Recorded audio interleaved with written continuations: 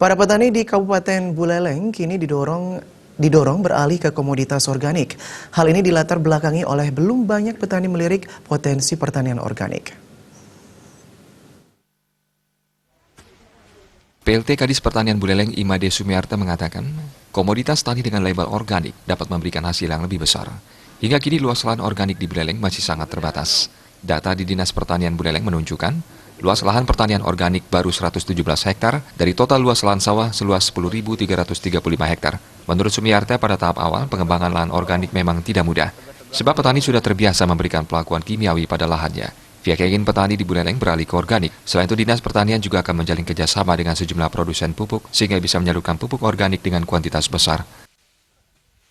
Yang terpenting di sini bagaimana nanti merubah mindset petani di dalam bercocok tanam sayuran-sayuran dan ranting itu untuk tidak nanti minimal dia tidak menggunakan bahan-bahan anorganik seperti bahan-bahan kimia, karena sangat berbahaya untuk kehidupan lingkungan danau yang di sini. Nanti mungkin salah satu permasalahan di sini kan adanya pendangkalan danau, karena rutinitas budidaya daripada pertanian di sini masih petani itu masih menggunakan, boleh dikatakan belum sepenuhnya menggunakan pupuk organik.